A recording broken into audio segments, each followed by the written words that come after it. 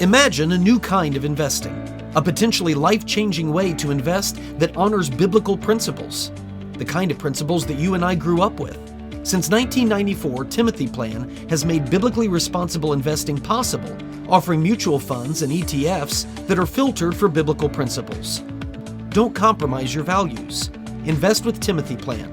Ask your financial advisor or call Timothy Plan at 1-800-TIM-PLAN. Again, that's 1-800-846-7526 and discover what it means to be a biblically responsible investor.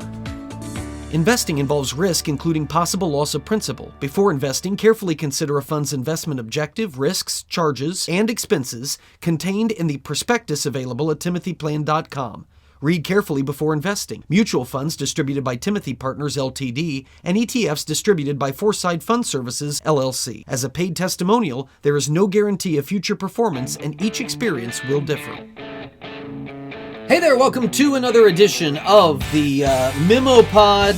This is going to be great today. By the way, I've got the hat on today because look at that. That isn't good right there at all. It looks whiter there.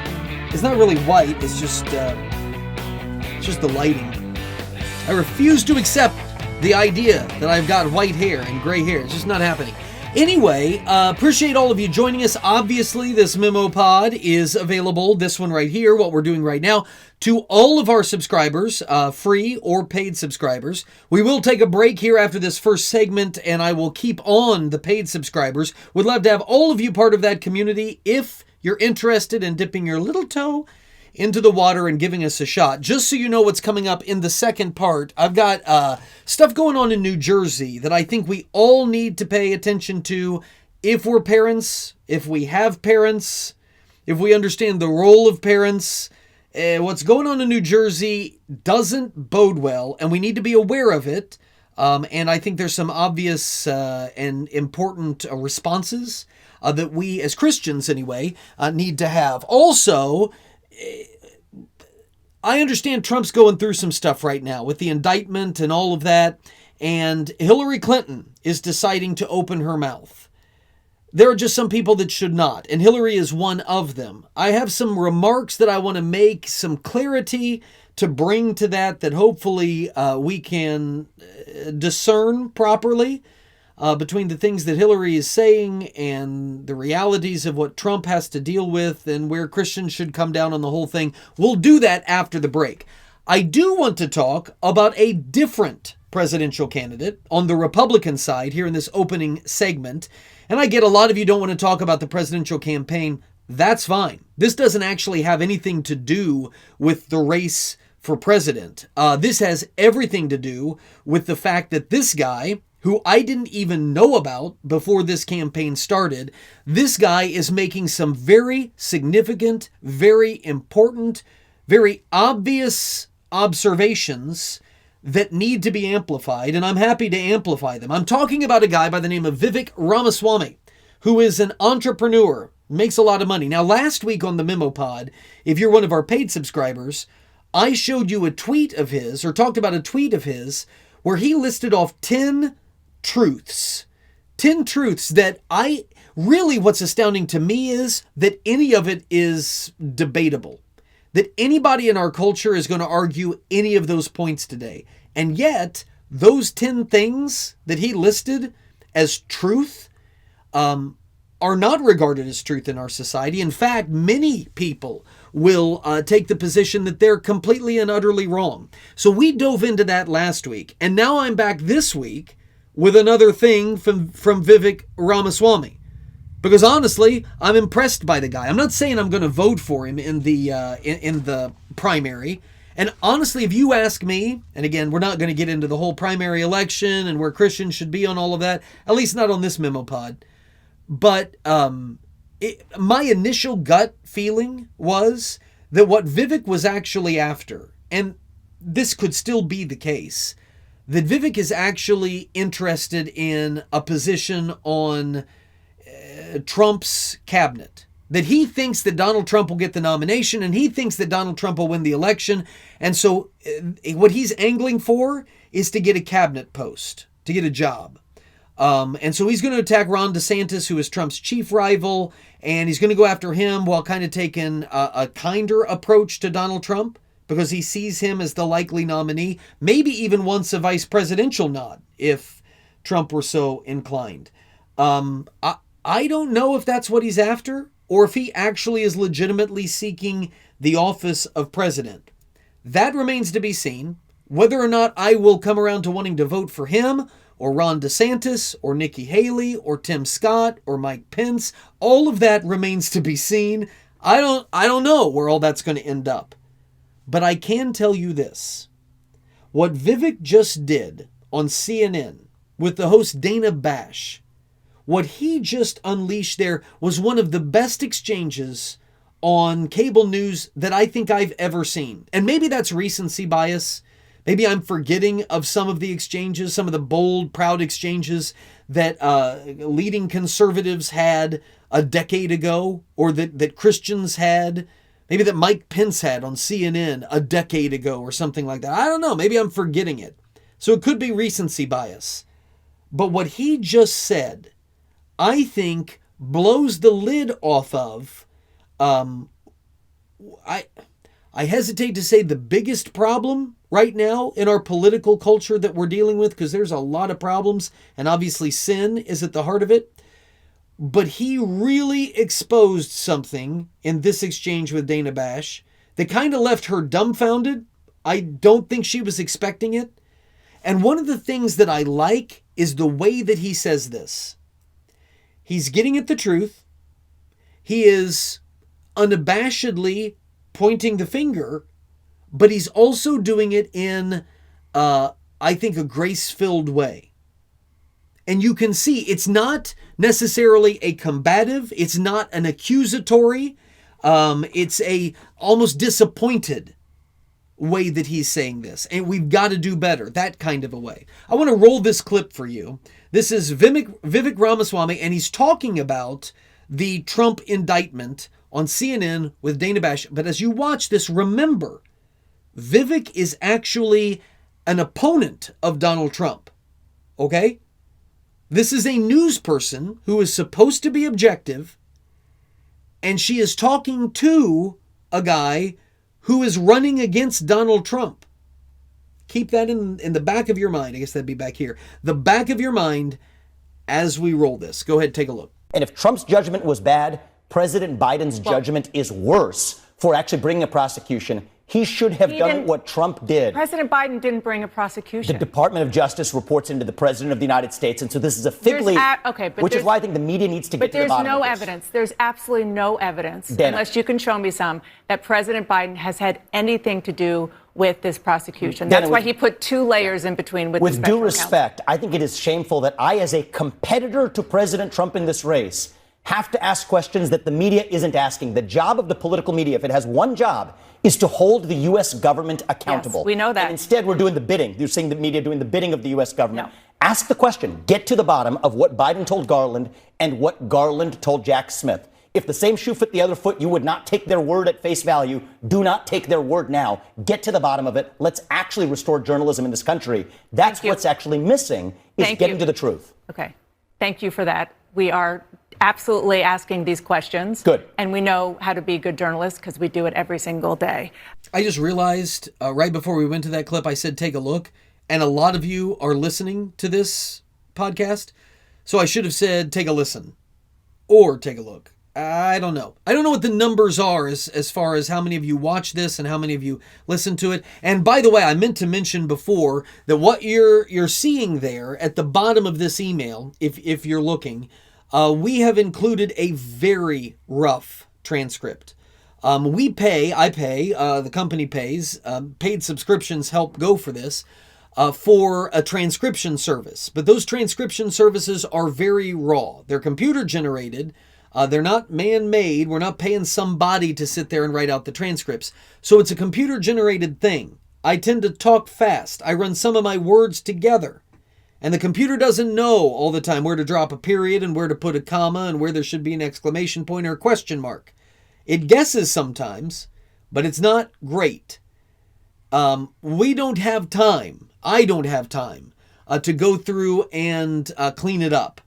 And so for those of you that like the transcripts, and I'd heard from a few of you, we're posting that now. But you got to understand, it's not going to be a professional transcript. It's a computer generated. There's going to be grammatical and punctuation errors throughout. Just so you know that if you're reading it, you're seeing it now. You probably figured it out long before I just said this, though, if you're trying to read the transcript. All right, go back to the video that you just watched, or the clip that you just heard. It is tough to imagine a more thorough expose, a more thorough exposing of the propagandists that the media, Dana Bash and CNN, that the media has allowed itself to become. And that's what I was getting at when I said the biggest problem in our political culture, the thing that could be fixed, that needs to be fixed, media. The first thing that Vivek does that I really liked in this, and I think that every Republican candidate needs to do, he highlighted a point that the media has made every effort to conceal. When we're talking about this Trump indictment, and I'm going to get into it after the break with our paid subscribers, we're going to dig deeper into this when we talk about Trump and Hillary's comments about the indictment and all of this. Upon assuming the presidency, Donald Trump himself, this was Trump's call. He thwarted his insatiable base, the desire of his base to lock her up. You remember those chants? They wanted to lock up Hillary Clinton. And just weeks after his election, before taking office, President-elect Donald Trump declared that his administration would not investigate Hillary Clinton and her observably illegal, everybody knows it was an illegal, private email scandal. Okay? Every reason he could have conducted an investigation, could have appointed a special prosecutor, would have been completely justified in doing that, because everybody who wasn't being intentionally dishonest knew that it was illegal. And Hillary, well, I'm sorry. I didn't mean to. Okay, well, sorry doesn't really cut it, man. Those are national secrets, classified information. But Trump chose himself not to pursue a special prosecutor, not to sic his Department of Justice on Hillary Clinton. He argued it was better to let her and to let the nation heal from the rancorous election. Said he didn't want to be mean to the Clintons. That was Donald Trump. That was his decision. And the media is not talking about that. And they do not talk about that. They are loath to admit it. And Vivek pointed it out. This was Donald Trump. And what Vivek shrewdly did, and by the way, I'm saying Vivek instead of his last name, like I typically would say, well, Bush did this or Trump did this. But Vivek is a lot easier to say than Ramaswamy. I guess Ramaswamy isn't that tough. But I'm just not comfortable with it yet. So I'm going to go with Vivek. And he shrewdly, in this clip, juxtaposed Trump's magnanimity that he showed to Hillary Clinton, who was a bitter rival. He juxtaposed that to President Biden, who got elected promising to bring honor and dignity and healing to the country. President Biden's divisive and despotic move, I mean, that's what a despot does, to try to have his predecessor investigated on what largely are trumped up charges. I'm not saying that Donald Trump is not going to be found guilty or that he shouldn't be found guilty.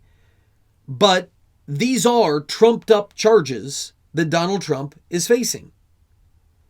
And I don't know if this was a setup that Vivek was engaging in or not, but Dana Bash falls right into his lap. If he was setting up a trap, she just walked straight into it. It's like one of those jungle scenes with the branches that cover the hole. Dana's just whistling through the jungle and plunges right into it. Goes right into it because she instinctively came to the defense of the Democrat. She did. It was just a reflex reaction. She impotently claims, she's like, well, no, President Biden isn't prosecuting Trump. President Biden isn't the one prosecuting, as if everyone remotely aware of how things work in Washington, D.C., which, by the way, the only people that watch cable news, especially watch a low-rated channel like CNN, the only people that are tuning into that are people that know how Washington, D.C. works and how it functions. They care, and so they're watching. As if those people don't know that the Attorney General, Merrick Garland, is taking his marching orders, that his Department of Justice answers directly to the President of the United States. If Biden did not want this investigation happening, it wouldn't happen. It wouldn't happen. And Bash knows this, pretends otherwise, and then absurdly demands that Vivek provide the evidence. I don't want to get ahead of myself. That was an amazing line when she said, well, show me the evidence. I got to get to that. But before that, just the instinctive response, and Vivek points this out, if this was Trump, if this was Jeff Sessions, who was Trump's first attorney general, if Jeff Sessions was going after Hillary Clinton, trying to lock her up, and Donald Trump's supporter said, well, it's not Trump doing this, it's Jeff Sessions, it's the Department of Justice. That's where your beef is, not with Donald Trump. Dana Bash would not have agreed with that. She would have said, okay, but we all know that if Trump didn't want this to happen, it wouldn't be happening. Right. And if Biden didn't want this to be happening to the leader of the opposition party, de facto leader of the opposition party, which is what you see in despotic regimes, if he didn't want that happening, it wouldn't be happening. It wouldn't be happening. And Ramaswamy points that out. Now, when Dana Bash said, well, where's the evidence? I haven't seen the evidence. That's when Vivek went nuclear. That's what I'm talking about. She fell into the trap. I don't know if it was a trap or if he was actually surprised and then jumped on it. He said this, I got to read the quote. I think it is shameful that I, as a competitor to President Trump in this race, I'm his opponent, but I have to ask questions that the media isn't asking. The job of the political media, he says, if it has one job, is to hold the U.S. government accountable. That's precisely correct. The media's job, what they are responsible for doing, they are to hold the government accountable. They're to operate on behalf of the American people, which means they need to hold a healthy distrust of those who exercise inordinate power and influence over the people. The job of the media is to never take the word of government officials. And Vivek points out the obvious. If this were Trump's investigation of Hillary, people like Bash would be appropriately approaching the whole thing from an entirely different angle with an entirely different level of rage animating their reports. Vivek says it's obvious you would not be acting this way if it was Trump investigating Hillary. They're not going to simply take Trump's word for it. They're not just going to say, well, he didn't instruct his attorney general to do this, like they're doing with Biden. Well, Biden didn't tell Merrick Garland to do this, to prosecute his chief political rival. Biden didn't. I don't see any evidence. And they would not expect the Democratic candidates to go out and find the evidence privately and then present it to them. Well, I'm going to trust our government. I'm going to trust President Trump until you show me any evidence otherwise. That would not be the position of the media. It would not be the position of Dana Bash. They would be doing it themselves. And they would take great pride in doing it. And you know what? I'm okay with the media doing that and holding government officials' feet to the fire. But what none of us should be okay with is when it's only one side of the aisle that gets that treatment. The fact that a political media star like Dana Bash can sit there with a straight face and express no concern that the government is prosecuting the chief political rival of the opposition party and then be indignant when somebody says, you should be concerned about that, that represents everything that is wrong with our current mainstream press these days. Everything that's wrong with them right there. And that's why I'm torn. I'm torn because I think that Republicans collectively should show these media bastions, these bastions of political bias, they ought to show them the door. They ought to show them the cold shoulder is what they should do. Starve them. Starve them of interviews, starve them of, and I'm talking CBS and ABC and NBC and CNN and MSNBC and the whole lot of them. Starve them of interviews, starve them of debates. Don't let them sit in on those. Don't let them have access to the campaigns until such time as they at least make some serious effort towards professionalism and at least the appearance of objectivity. Until it gets there, there is now, and there wasn't 2 decades ago, 3 decades ago, there is now the ability for Republican candidates to run their campaigns completely free of left-wing media bias. There are enough channels to get their word out, at least in the primary. It's completely possible.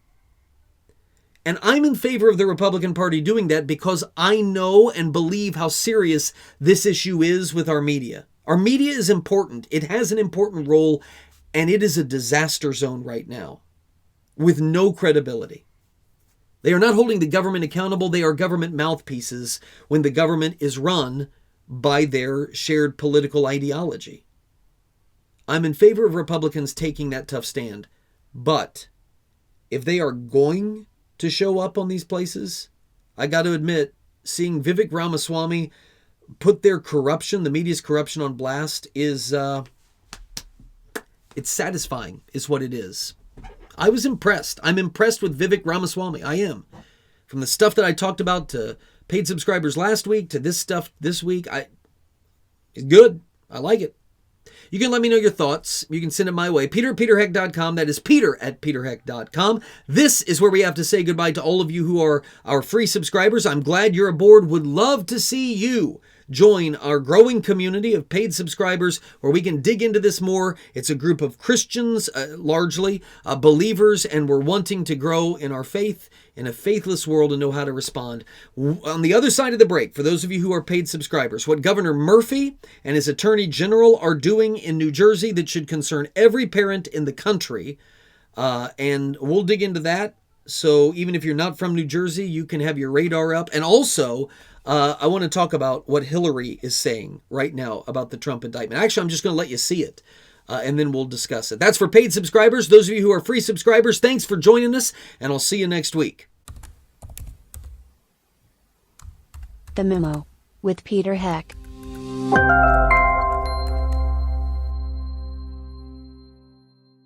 Please patronize and thank all the sponsors of the Heck podcast, including McGonigal's Buick GMC, Terrell's Auto Service, Norris Insurance, Stevens Machine, Creative Financial Center, Indiana Right to Life, Tri-Green Tractor, the Indiana Family Institute, Hartman Family Farms, Liberty Financial Group, the Wyman Group, and J. Watson Creations.